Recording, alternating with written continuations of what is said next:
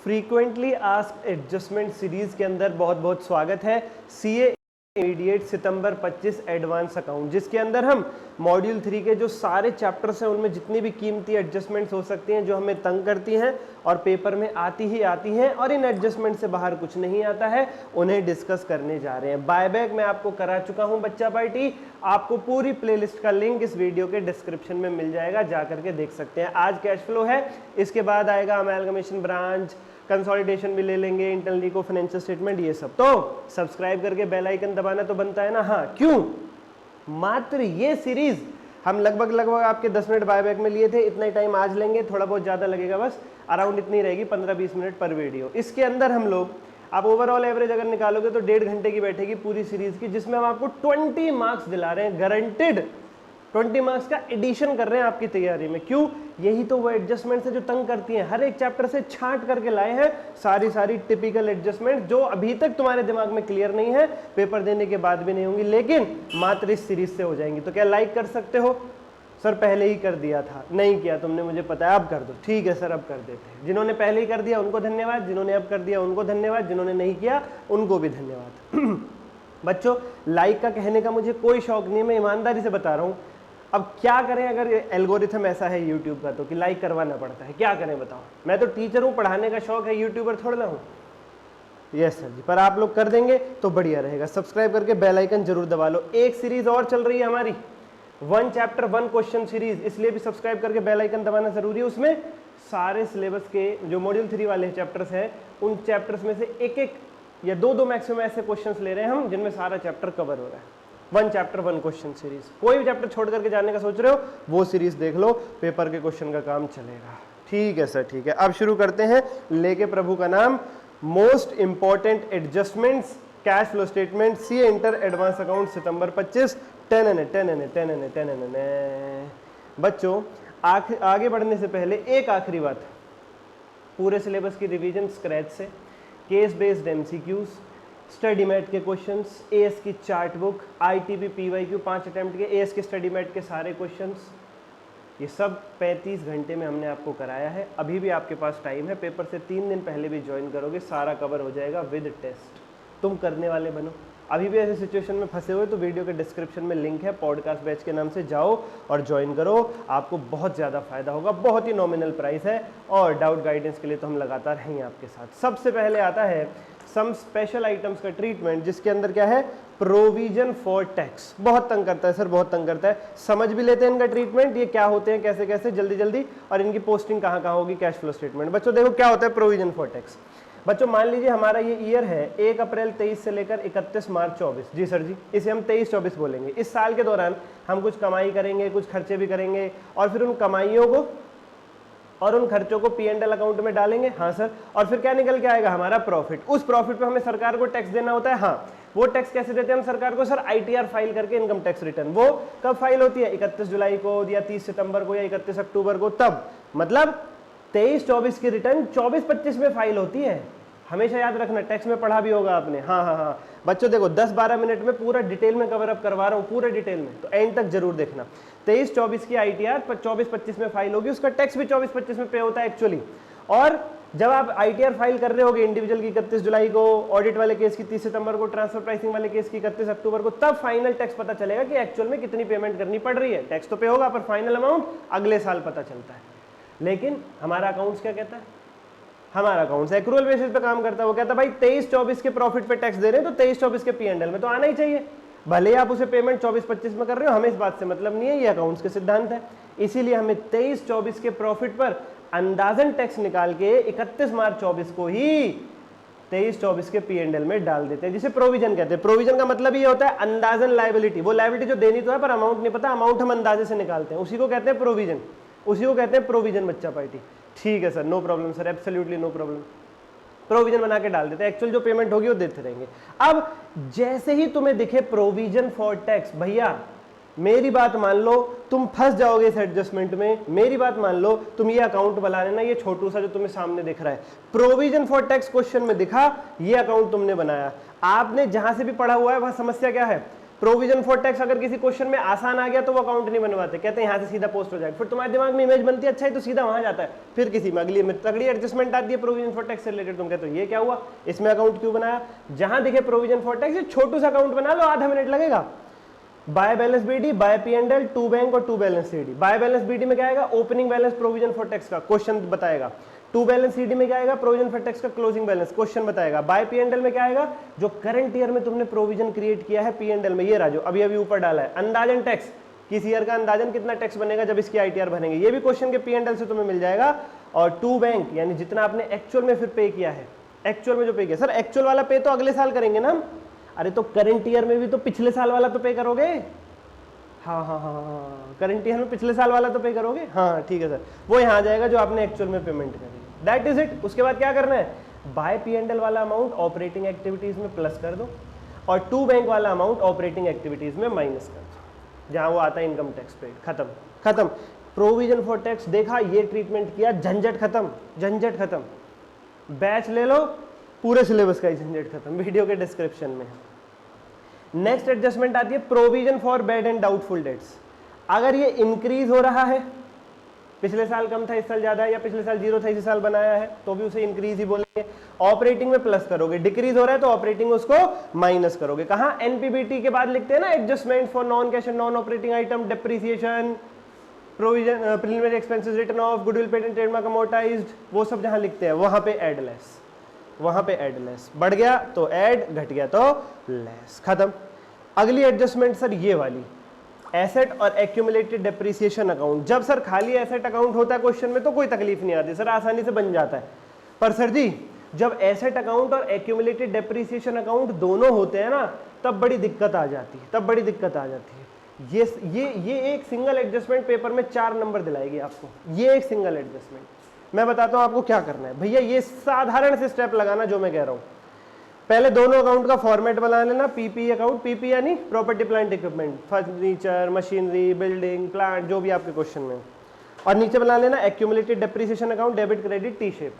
हाँ, accumulated depreciation का एक और नाम होता है प्रोविजन फॉर डेप्रिसिएशन अकाउंट, याद रखना, किसी भी नाम से हो सकता है क्वेश्चन के अंदर। ठीक है सर। सबसे पहले हाथ आगे बढ़ाओ और कसम खाओ। हम कसम खाते हैं जब भी हम पीपी और एक्यूमुलेटेड डेप्शन अकाउंट बनाएंगे, सबसे पहले उसमें उनका ओपनिंग बैलेंस और क्लोजिंग बैलेंस डालेंगे। और अगर हमने कसम तोड़ी तो हमें भगवान पाप चढ़ाए। नहीं तोड़ेंगे सर, नहीं तोड़ेंगे, पक्का पक्का। यहाँ पे डालो पीपी का ओपनिंग बैलेंस, यहाँ पे डालो उसका क्लोजिंग बैलेंस, क्वेश्चन बताएगा ये तुम्हें। यहाँ पे डालो एक्यूमुलेटेड डेप्रिसिएशन का ओपनिंग बैलेंस और यहाँ क्लोजिंग बैलेंस। एसेट का opening balance debit side, closing credit side. Provision का credit side opening balance, debit side closing balance. ठीक है सर। उसके बाद क्या करना है, उसके बाद क्वेश्चन में अगर एक्यूमुलेटेड डेप्शन है तो ये एडजस्टमेंट होगी ही होगी कि आपने कुछ पीपीई बेच दी है। क्या करना है आपको, जो पीपीई आपने बेच दी है उस पीपीई पर डेट ऑफ परचेज से लेकर डेट ऑफ सेल तक का जो डेप्रिसिएशन है वो अमाउंट यहां लिख दो 2 पीपीई के नाम से। आई रिपीट अगेन, अगर क्वेश्चन में एक्यूमुलेटेड डेप्रिसिएशन होगा तो सेल जरूर हो रही होगी पीपीई की कुछ ना कुछ। आपको क्या करना है, जो पीपीई आपने बेच दी है, जो एसेट आपने बेच दिया है, उस पर डेट ऑफ परचेज से लेकर डेट ऑफ सेल तक का जो टोटल डेप्रिसिएशन बनता है वो एक्यूमुलेटेड डेप्शन अकाउंट में यहां लिख दो 2 पीपीई के नाम से, और ऊपर इसकी सेकंड पोस्टिंग भी कर दो पीपीई अकाउंट में बाय एक्यूमुलेटेड डेप्रिसिएशन के नाम से। ये है मेन काम, इसके बाद कुछ नहीं है, इसके बाद कुछ नहीं है, खत्म। इसके बाद कुछ नहीं है, खत्म, बस दिस इज इट, बस सर। हाँ, अब देखो इसके बाद क्या है, मैंने क्या बताया, पीपी अकाउंट एक्यूमुलेटेड डेप्शन अकाउंट का फॉर्मेट बनाओ, पीपी अकाउंट में ओपनिंग बैलेंस डेबिट और क्लोजिंग बैलेंस क्रेडिट साइड लिखो, एक्यूमुलेटेड डेप्शन अकाउंट में opening balance credit, closing balance debit side लिखो। ठीक है सर जी। और जो पीपी आपने बेच दी उस पर डेट ऑफ परचेज, जब वो खरीदी तब से लेकर आज डेट ऑफ सेल तक का जो डेप्शन है वो एक्यूमुलेटेड डेप्शन अकाउंट में 2 पीपी के नाम से और पीपी अकाउंट में बाय एक्यूमुलेटेड डेप्शन के नाम से लिख दो, बस। उसके बाद जितने में बेची है वो पीपी आपने, जो सेल प्राइस है वो यहाँ लिखो बैंक के नाम से।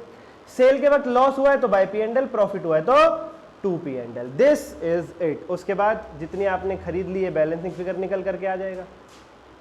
इसे आप इन्वेस्टिंग एक्टिविटीज में माइनस करोगे, माइनस लगा के लिखोगे, और जितने में बेची थी इसे इन्वेस्टिंग एक्टिविटीज में सेल ऑफ फिक्स्ड एसेट के नाम से लिखोगे बिना माइनस के।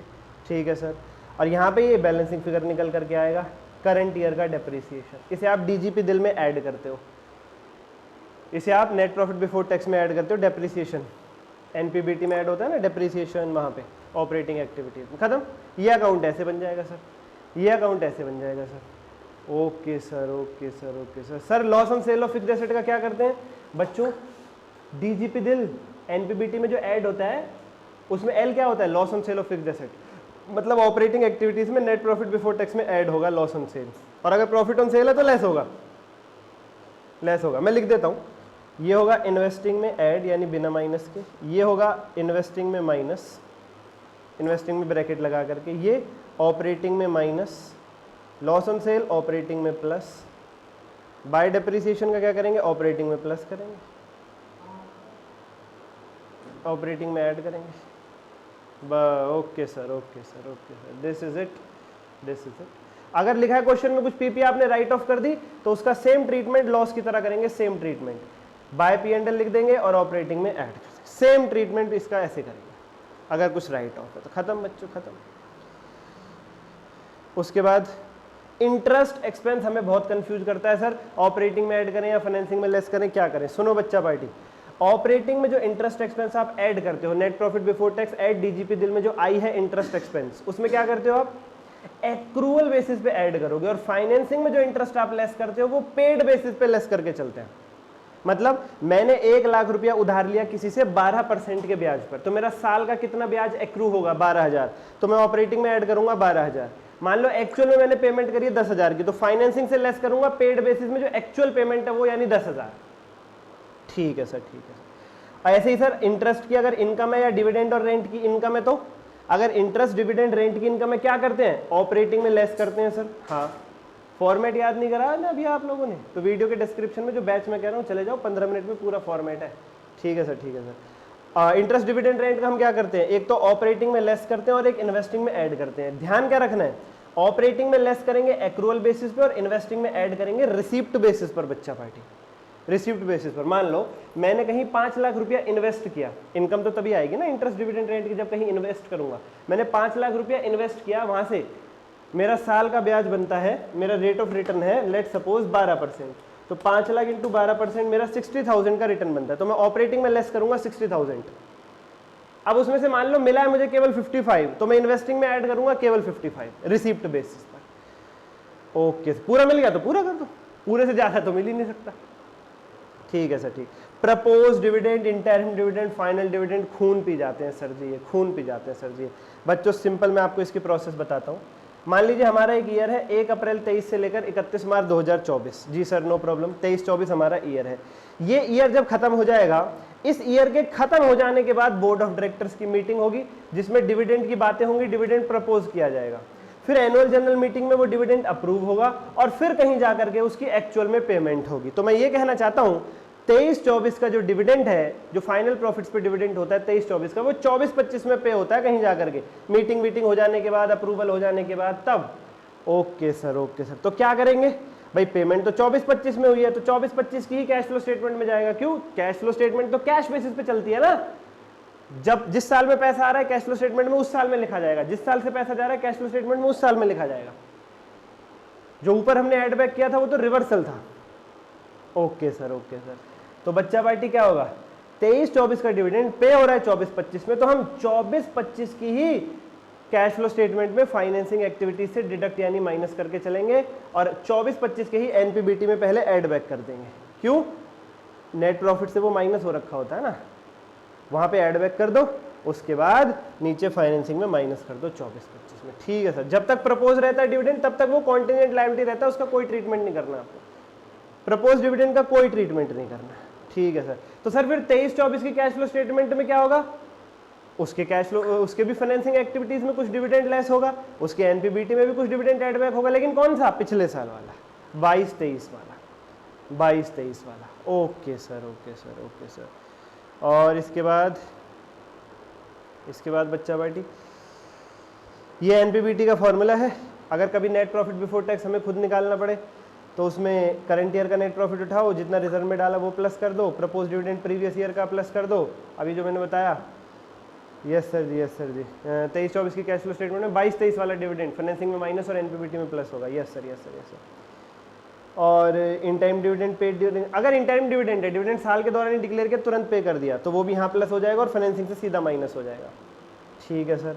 Provision for tax current year वाला प्लस करके चलेंगे, और अगर कोई रिफंड ऑफ टैक्स है तो उसे माइनस कर देंगे, उसे रिफंड ऑफ टैक्स है तो उसे माइनस कर देंगे। देखो अगर डिविडेंड अभी प्रपोज्ड है, कॉन्टिजेंट लायबिलिटी कुछ नहीं करना उसका। डिविडेंड अगर फाइनल हो गया है तो याद रखो करंट ईयर का अगले साल में ही पे होगा, तो अगले साल की एनपीबीटी में ऐड और अगले साल की फाइनेंसिंग एक्टिविटी से ही माइनस करेंगे।